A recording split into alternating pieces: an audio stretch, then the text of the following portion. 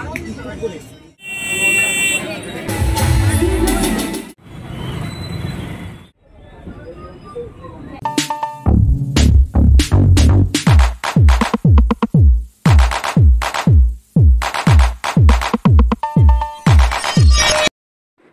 Back to my channel happy with Mousumi. আশা করি সবাই ভালো আছেন, আমিও ভালো আছি।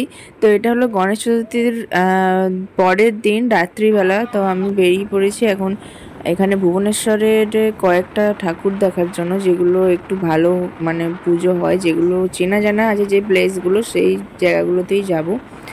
তো বৃষ্টি পড়ছিল, মানে ওয়েদার তো খারাপ ছিলই, সেই জন্য মানে যাব না এই করতে করতে আমাদের একটু বেরোতে লেটই হয়ে গেছে। তো প্রথমে আমরা যেখানে এসেছি এটা হলো বড়গড়া, মানে এখানে বেশ বড় মূর্তি করে। তো প্রথমে এখানে এলাম, এটা একটু দূর হয় আমরা যেখানে থাকি সেখান থেকে। তো দেখুন এখানে মূর্তি করেছে, এটা 57 ফিট আছে, 57 ফিট গণেশ মূর্তি। তো এইখানে প্রতি বছরই দেখেছি মানে মারাত্মক রকমের ভিড় থাকে, আর এখানে প্রোগ্রামও চলে, সেই কারণে ভিড়টা আরও বেশি হয়। তো ওখানে বেশিক্ষণ আর স্টে করলাম না, বেরিয়ে পড়লাম অন্য একটা জায়গায় দেখার জন্য। তো আরেকটা জায়গায় চলে এসেছি আমি, মানে সবকটা প্লেসের এক্স্যাক্ট নাম ঠিক জানি না, কিন্তু যেগুলো যেগুলো মোটামুটি ভালো পুজো হয়, যেগুলো আমার জানা আছে, যে মানে আসছি গত কয়েক বছর ধরে, সেই জায়গাগুলোই ঘুরছি। তো ওটাও একটা ছিল। আর নেক্সট এলাম এইখানে,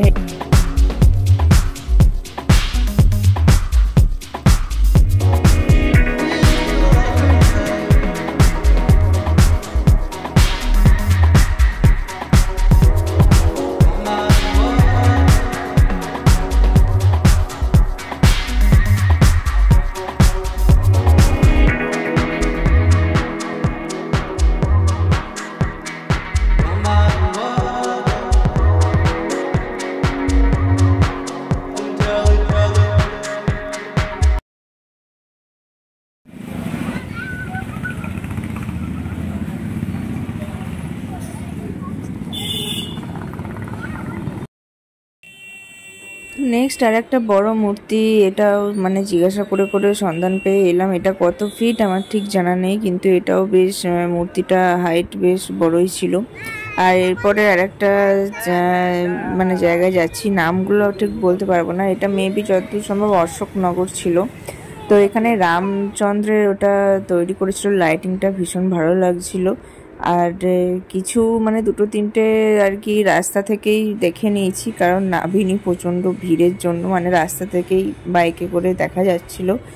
আর এখন চলে এসেছি, এটা হলো একটা ক্লাবের পুজো, এখানে প্রতি বছর মূর্তিটা ভীষণ ভালো করে, সেটা দেখার জন্যই এসেছি। আর নেক্সট চলে এসেছি ক্লাব ফর ইউ, এটাও আর একটা ক্লাবের পুজো। আর এখানে এবারে প্যান্ডেলটা আর মূর্তি দুটোই দারুণ করেছে, আমার ভীষণ ভালো লেগেছে পার্সোনালি।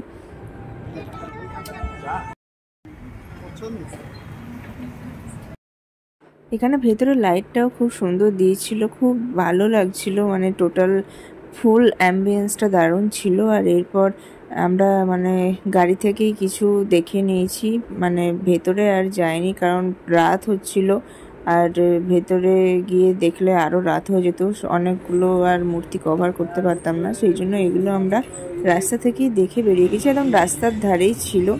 আর এটা দেখুন মহারাষ্ট্র থেকে এসছে এই আইডলটা, আর বেশ সুন্দর করেছে, মানে আলাদা টাইপের একটু দেখতে আর কি। আর এরপর চলে এসেছিলাম একটা রেস্টুরেন্টে খাবার প্যাক করে নেওয়ার জন্য, রুটি আর ডাল ফ্রাই রাতের জন্য নেওয়ার জন্য, কারণ রাত হয়ে যাচ্ছিল, মানে খোলা থাকবে না সেই ভেবে নিয়ে নিয়েছিলাম। আর এটা দেখুন, এটা হচ্ছে নয়াপল্লীর একটা মূর্তি।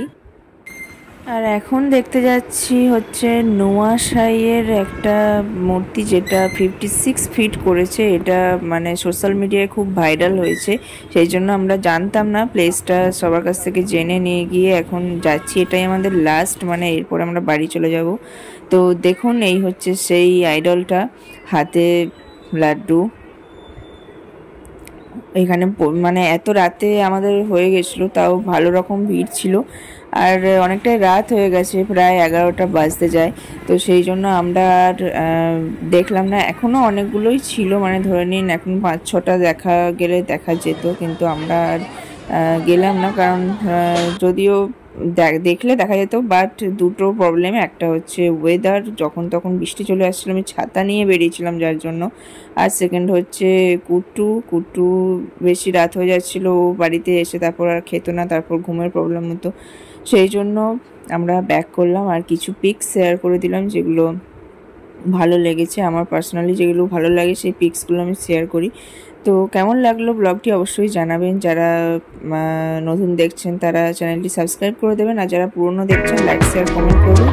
ভুবনের সাথে কেউ দেখে থাকলে মানে কমেন্ট করবেন, নতুন যদি কেউ দেখে থাকেন। তো আসলাম আজকের মতো, টাটা।